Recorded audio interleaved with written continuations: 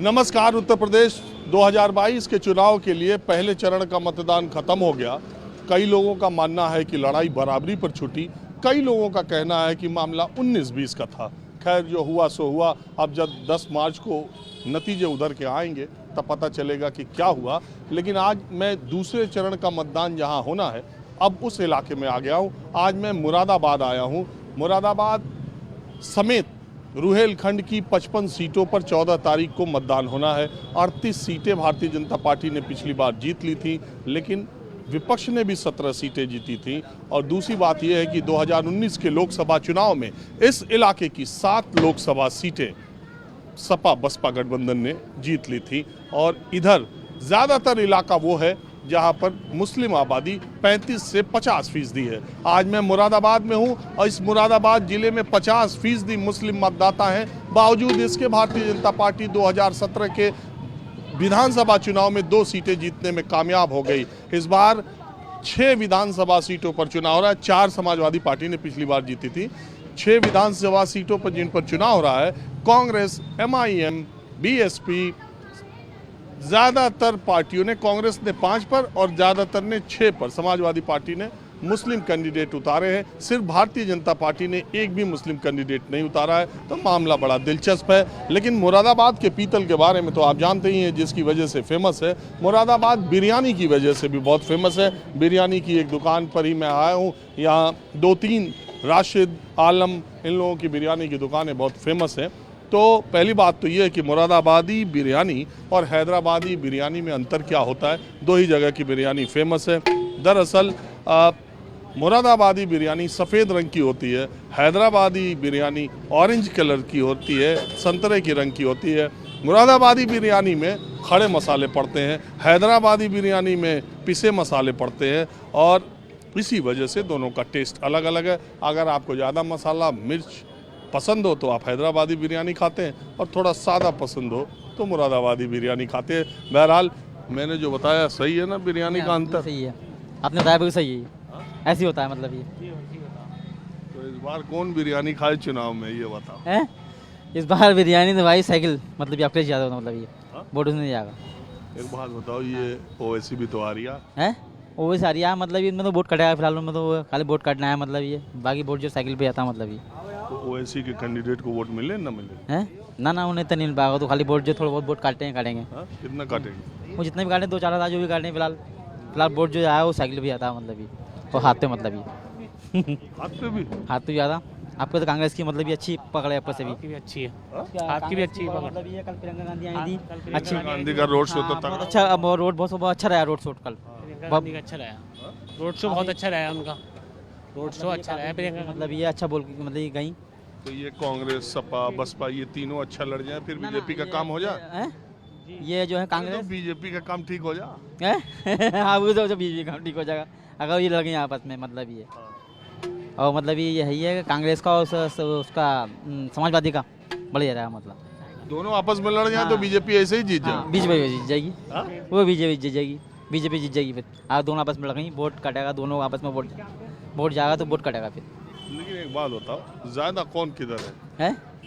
ज्यादा कौन किधर है? वो ज़्यादा तो लोग तो नंबर पे साइकिल की तरफ है, दूसरे नंबर पे हाथ की तरफ है कांग्रेस।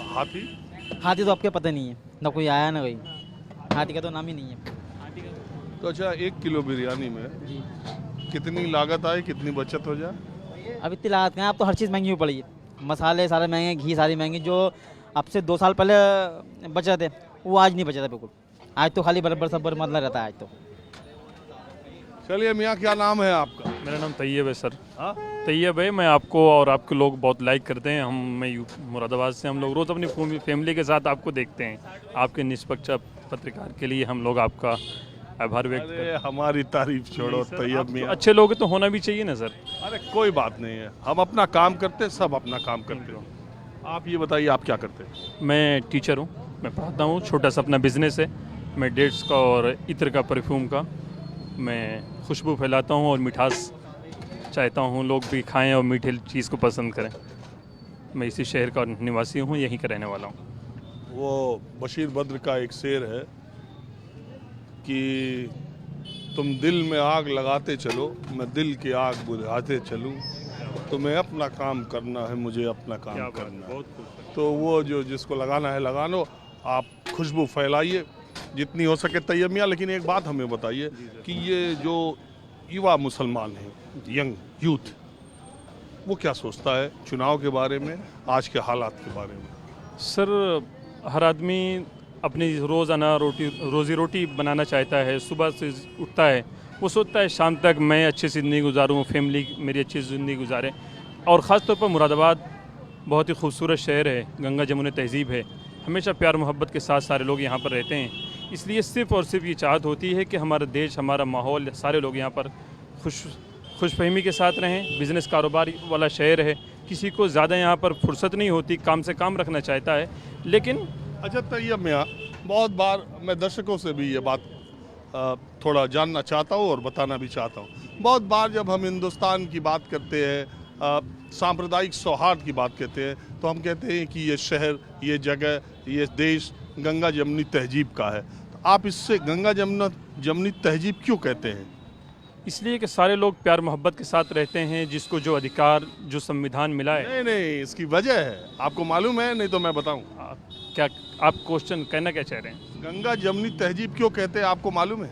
नहीं, आप बताएं। मैं बताता हूँ आपको। बड़ा दिलचस्प मामला है, दर्शकों को भी, क्योंकि तैयब ने जिक्र छेड़ दिया तो मैं बताऊं। दरअसल गंगा के किनारे सारे हिंदुओं के देव स्थान हैं, सारे पवित्र हिंदुओं के धर्म स्थल गंगा के किनारे हैं। तब जब इस देश में मुसलमान आए तो उन्होंने ये तय किया कि वो एक दूसरी नदी के किनारे शहर बसाएंगे, क्योंकि उस समय कोई भी शहर नदियों के किनारे बसाया जाना जरूरी था, क्योंकि पानी की ज़रूरतें सिर्फ नदी से पूरी होती थी। तो मुगलों ने सारे शहर यमुना नदी के किनारे बसाए। आप देखिए, चाहे आगरा हो, चाहे दिल्ली हो, चाहे जो भी हो, तो इलाहाबाद हो, जहाँ से दीन इलाही धर्म अकबर ने शुरू किया, तो मुगलों ने यमुना नदी के किनारे अपने शहर बसाए। तो जब हम हिंदुस्तान की सोशल हार्मोनी, धार्मिक जो सौहार्द की बात करते हैं, सांप्रदायिक सौहार्द की बात करते हैं, तो हम गंगा जमनी तहजीब कहते हैं। तो तैयब मियाँ, मुझे एक बात बताइए कि एक वर्ग ऐसा है, कुछ लोग ऐसे हैं जो ये मानते हैं और जानते हैं कि मुस्लिम कम्युनिटी की वजह से लॉ एंड ऑर्डर, यानी आप मेरा इशारा समझ रहे हो, जो चुनाव में आता है, जालीदार टोपी, दाढ़ी, लुंगी, ऐसी बातें करने लगते। तो एक तो युवा मुसलमान होने पर हो के आपको ये कैसा लगता है? दूसरी बात, क्या इसमें कुछ हद तक सच्चाई भी है?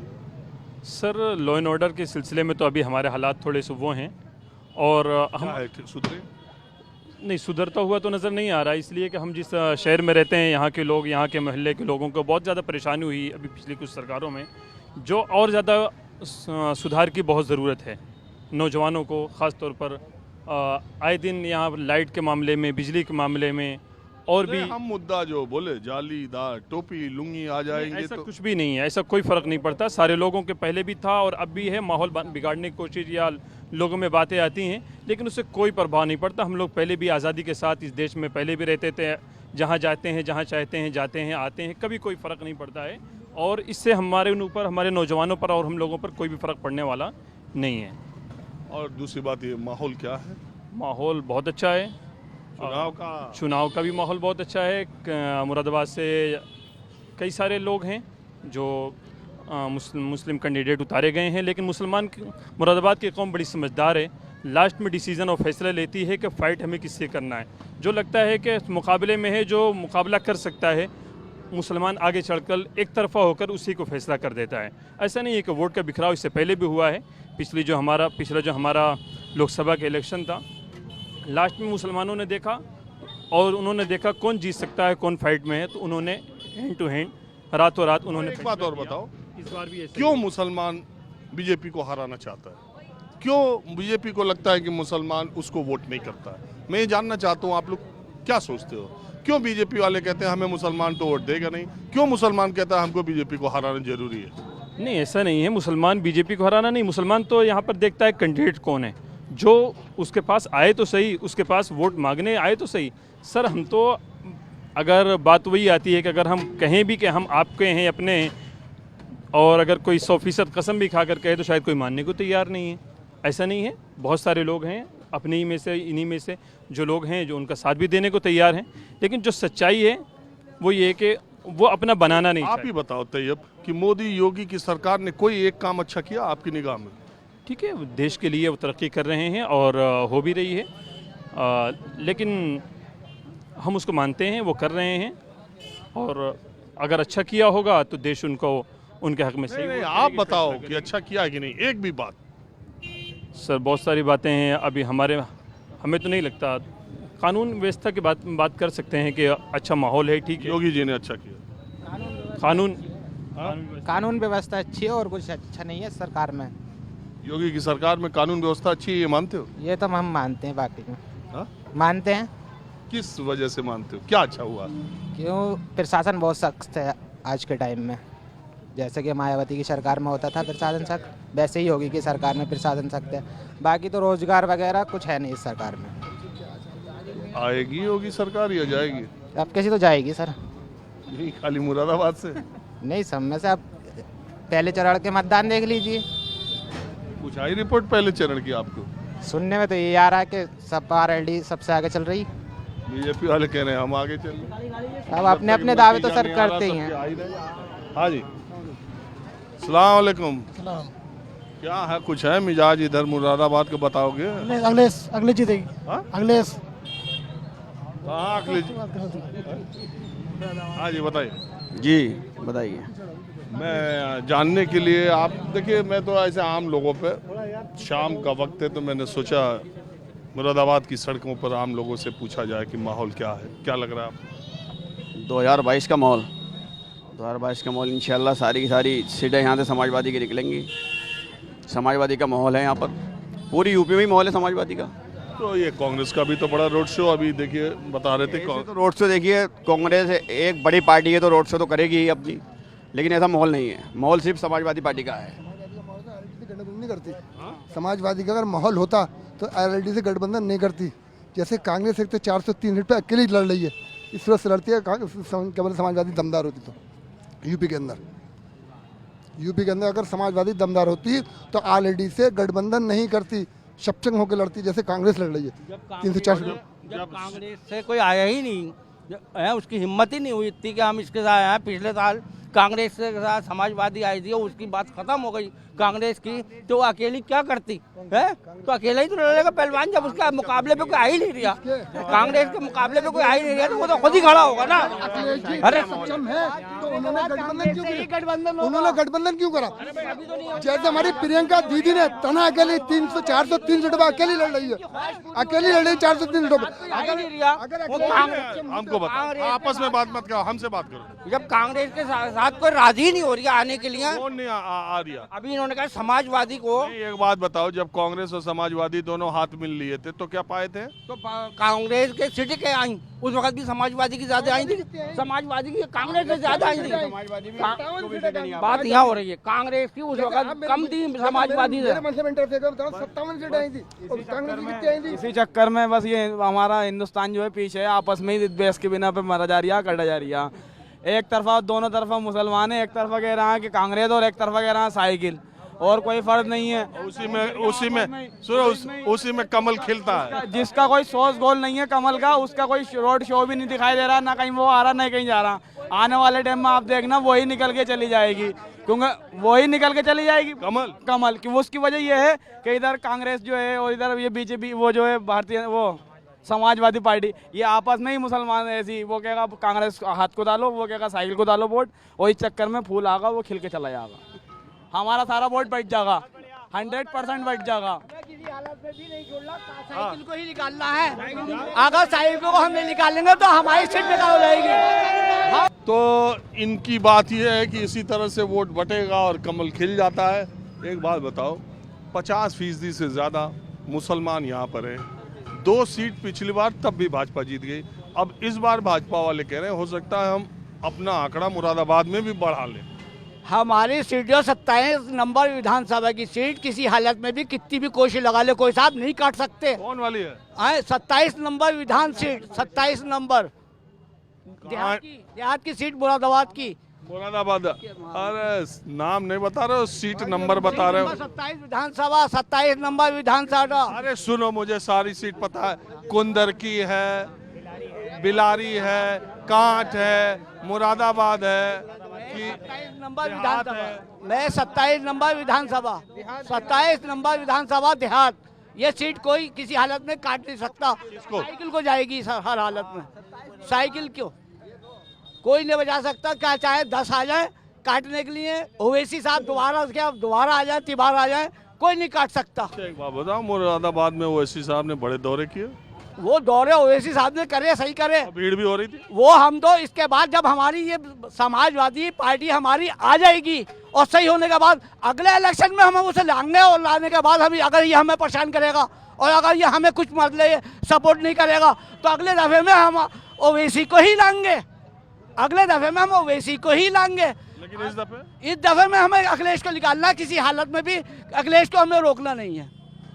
और ये नासमझ है जो अगर उसकी टांगे खींचे, ये नासमझ है कौन हो? जो भी उसकी टांगे तो क्या अखिलेश के लिए बसपा कांग्रेस ओवैसी चुनाव लड़ना छोड़ दे? ना छोड़ ले दे। आवाम की बात कह रही हूँ। आवाज हमारे पास तो आने को 10 सीट 10 वो आ जाए कैंडिडेट, लेकिन हमें जो है हमारा जो है सवाल साइकिल के ऊपर भरोसा है, साइकिल ही के काटेंगे। एक बात बताओ, ओवैसी की तकरीर में तो इतनी भीड़ मुरादाबाद में हुई, 2-2 3-3 बार वो आए भी, तो आप क्या ओवैसी का कैंडिडेट हर जगह 6 जगह मुसलमान है तो वोट तो पाएंगे अच्छा खासा? हाँ 200-300 वोट तो उनको इंशाल्लाह मिल जाएंगे। इससे ज़्यादा की उम्मीद नहीं है, इससे ज़्यादा की उम्मीद नहीं है। जब कोई भी सेलिब्रिटी आता है, कल प्रियंका गांधी आई थी, अच्छा खासी पब्लिक थी, मैं भी उसमें गया था, लेकिन देखने के लिए गया था, वोट के लिए नहीं गया था। मेहमान की इज्जत तो करनी चाहिए। हाँ मेहमान की इज्जत करते हैं मुरादाबाद वाले। यहाँ पे आपकी भी बहुत माशाल्लाह इज्जत मिल रही होगी।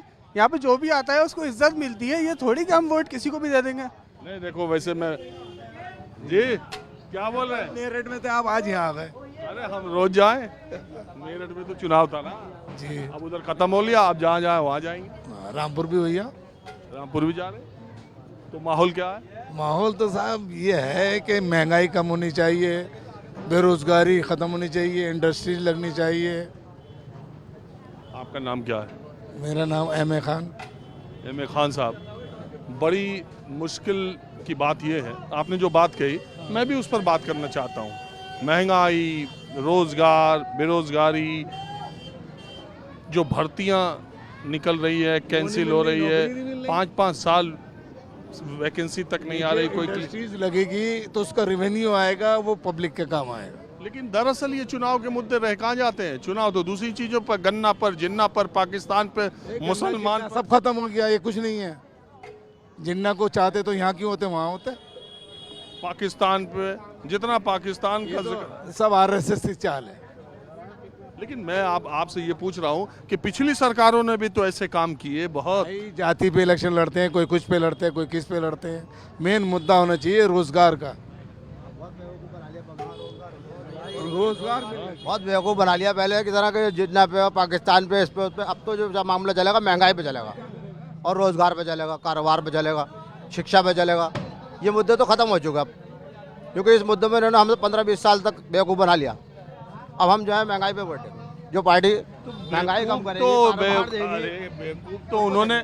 एक बात बताओ, आपका नाम क्या है? रिजवान खान। रिजवान साहब, एक बात बताओ, जिन सरकारों ने लंबे समय तक मुसलमानों के वोट हासिल किए, दरअसल उन्होंने मुसलमानों को ज्यादा बेवकूफ बनाया या जिसको वोट दे ही नहीं रहे वो बेवकूफ बना रहा है? ना, अब तो इसमें मोदी सरकार में हम बेवकूफ़ ज़्यादा बने कि अब ये होगा और वो होगा, बहानेबाजी के, अब ये होगा, बिजली के यूनिट कम करे आएंगे। तो आपने वोट दिया था कमल को? भाई हमने वोट नहीं दिया था, लेकिन ऐसा है कि हमने उम्मीद तो रखी थी इनसे कि भाई काम करेंगे हमारा। काम वोट भी नहीं दे रहे हो और उम्मीद भी कर रहे हैं। भाई काम तो सबका ही किया जाएगा। अब लोग बहुत से समाजवादी को वोट नहीं देंगे तो उनका भी काम करेंगे समाजवादी। चलो ठीक, वोट नहीं भी दिया, हमारे सरकार है, वो भारत की सरकार है, वो यूपी की सरकार है, तो हमको उम्मीद करना।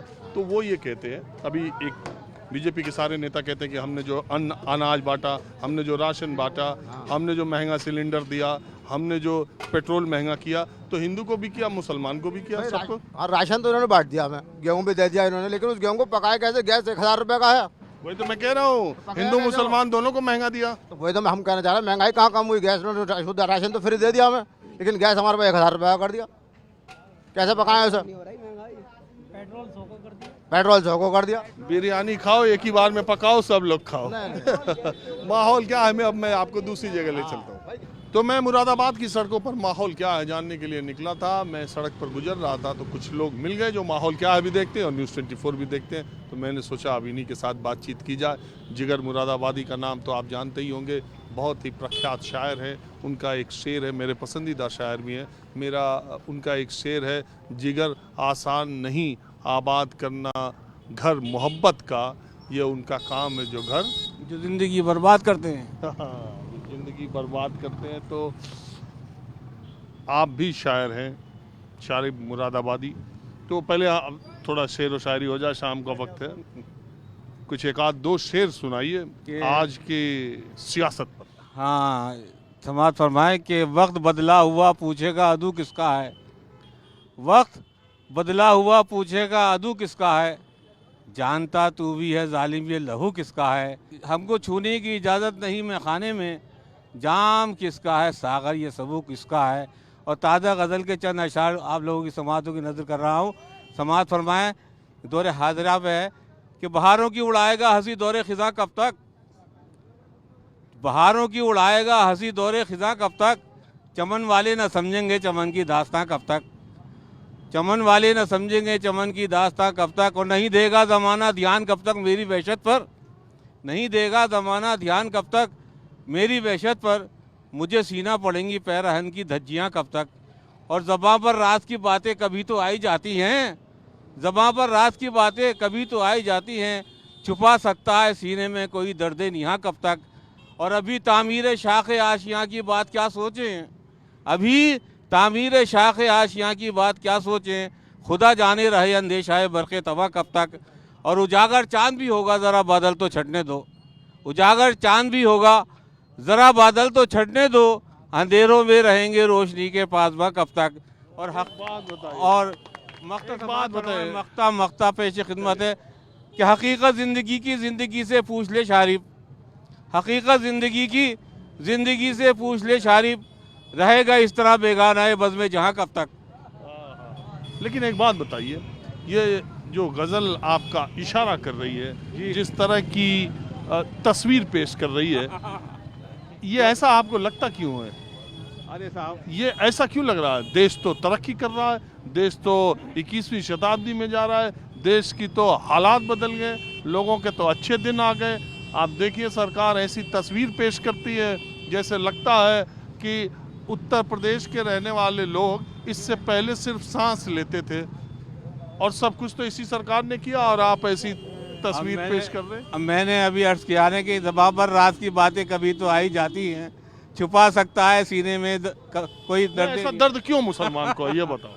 अरे सीधे पूछते हैं, क्यों मुस्लिम को दर्द है? क्या आपको नहीं मिल रहा जो सबको मिल रहा है? अरे साहब, बस हमारे साथ तो बस मुझसे वजाहत नहीं करवाएं, हालात लक्षण के हैं, मेरी बात पकड़ी जाएगी बहुत दूर तक जाएगी। फिर इस टॉपिक को, इस सवाल को रहने दें, यहीं दफन कर दें। हाँ, ये दफन कर दें, क्योंकि फिर मैं बहुत दूर तक जाऊंगा, फिर वापस आना मुश्किल हो जाएगा मेरा। चलो, एक शायर अपना शायर अपनी बात का इज़हार करता रहता है। देखिए एक छोटी बच्ची भी बैठी, क्या नाम है बेटा? फलक। किस क्लास में पढ़ती हो? फोर्थ ए। तो तुम्हारा ये तो 2 साल तो तुम्हारे चले गए उसमें कोरोना में। जी, तो अभी भी ऑनलाइन ही हो रहे हैं। तो अब हमारे एग्ज़ाम्स हैं 17 से सेंट मैरी में, उसके बाद अब पता नहीं, अब शायद से फिर से एग्ज़ाम स्टार्ट हो जाएं। बाकी अच्छा, एक बात बताओ, ये जो ऑनलाइन में है उसमें पूरे टाइम पढ़ती हो या फिर गेम भी खेलती हो, वीडियो गेम? पढ़ती हूँ मैं। अब बाकी बच्चे तो, कुछ बच्चे तो चीटिंग भी करते हैं एग्जाम्स में, गेम भी खेलते हैं, मैं तो पढ़ती हूँ। नहीं, तुम भी जरूर खेलती होगी थोड़ा बहुत? नहीं, कभी कभार खेलती हूँ, जब गेम्स का फ्री पीरियड होता है जब खेलती हूँ, मैं पढ़ती हूँ। और तुम्हारी अम्मी डांटती हैं? मम्मी नहीं, मम्मी तो मेरी स्कूल टीचर हैं, वो तो स्कूल जाती हैं, और डैडी मेरी टीटी हैं, वो रेलवे में रहते हैं दिन भर। तो अभी कहाँ निकली थी इधर? अभी मैं मम्मी का वो फोन ठीक करवाने के लिए निकले थे डैडी। अच्छा ठीक है, कोई बात नहीं। मैं, हाँ जी आइए, मैं माहौल क्या है पूछ रहा था। माहौल नेक टू नेक टक्कर है इसमें। किससे किससे? बसपा और भाजपा, समाजवादी और भाजपा यहाँ भी बराबर की टक्कर है। सॉरी, मेरे मुंह से बसपा निकल गया, लेकिन समाजवादी और भाजपा की। देखिए, मुरादाबाद में 50% से ज़्यादा आबादी शहरी मतदाताओं की है। बावजूद इसके शहर के MLA रितेश गुप्ता बीजेपी के हैं और वो जीत हासिल करने में कामयाब हुए थे। 350,000 वोटों से जीते थे। इस बार क्या है? इस बार वो गलती शायद नहीं होगी इस बार वो गलती नहीं होगी, क्योंकि बीजेपी इस बार जो है जॉब पे बात नहीं कर रही, हिजाब पे बात कर रही है। जॉब पे बात करे तो बहुत अच्छा उसको चांस मिल सकता है, फिर दोबारा जीत सकती है वो। ये पोलराइजेशन ना करे, इसको मतलब कम्युनलाइज ना करे तो बहुत आराम से जीत जाएगी। ये हिजाब का जो मसला है, इस पर अगर हम बहस करें या अपने कार्यक्रम में करें तो बहुत लंबा खींच जाए। एजुकेशनल इंस्टीट्यूशन में किसी धर्म विशेष के कपड़े पहन के जाना न जाना, क्या करना, उस पर इतना बड़ा विवाद खड़ा कर देना, ये सब एक सवाल है बीजेपी वालों से कि क्या ऐसी वजह है कि क्यों ऐसे दो हिस्से बना रखें कि एक इलाके में जाएं तो गंदगी मिलेगी, कूड़े के ढेर मिलेंगे, इंस्टीट्यूशन नहीं मिलेंगे? क्या ऐसी वजह है? आखिर यहीं के नागरिक है, अपना समझो तो सही। एक मुहावरा है कि टूटी बाँह गले में आती है। एक हमारे जिस्म है, अगर हमारा एक हाथ अपंग है तो वो अपंग कहलाएगा। तो आप इतनी बड़ी माइनॉरिटी को, जो कि 20 करोड़ आप मानते हैं, अगर यहाँ पर मौजूद है तो आपका व्यवहार क्या होना चाहिए? अपने मन से सोचना चाहिए। लेकिन एक बात, आपका नाम क्या है? मोहम्मद फुरकान साहब, एक बात ये है कि जिन लोगों ने 70 साल राज किया, जिन लोगों ने मुस्लिम के वोट 70 साल लिए, उन्होंने मुस्लिम बस्तियों के लिए क्या कर दिया? कितना कायनात पलट दी, कितने उनके हालात सुधर गए। अभी आपने देखा था, सारे कमीशन की रिपोर्ट्स जो आती हैं वो कहती हैं कि देश में मुसलमानों की स्थिति दलितों से भी खराब है। सबसे ज़्यादा कम पढ़े लिखे, सबसे ज़्यादा खराब शारीरिक व्यवस्था, मतलब मैं बीमारी की बात कर रहा हूँ, ये सारी तो मुसलमानों में है। तो आप मोदी की 7 सरकार, योगी की 5 साल की सरकार को ही मुसलमानों की बदहाली का अगर ठीकरा फोड़ेंगे। मैं एक सवाल कह रहा हूँ। जी, आपने बिल्कुल बहुत अच्छा सवाल किया। आपने 70 साल की बात करी, अब उसका खमियाजा भी तो आप देख रहे हैं। यूपी में 25 साल हो गए कांग्रेस को सत्ता हासिल किए हुए। ये खमियाजा है, जो लोग उसके अपने थे उनको उसने नेगलेक्ट किया, वो आज उसका खमियाजा भुगत रहे हैं, वो उसके साथ नहीं जा रहे। अगर कम से कम अच्छा, जिन राज्यों में कांग्रेस की सरकार है, अगर वहाँ पर ये माइनॉरिटीज़ को कोई दिखाते हैं तो इसका असर ज़रूर पड़ेगा उनको, कि माइनॉरिटीज़ और वो जो है दलित उनके साथ आए। लेकिन अभी तक दलित उनके साथ जा नहीं रहे, क्योंकि बहुत खट्टा खाए हुए। एक मिसाल है हमारे यहाँ कि जो खट्टा खाए हुए होता है वो फिर दोबारा से नहीं खाता है खट्टा। तो इस ऐसा है ना। 70 साल में आप बीजेपी ने भी तो हुकूमत की है ना। अटल बिहारी वाजपेयी ने भी करी 10 साल, और 7 साल इनको हो गए बीजेपी को करते हुए।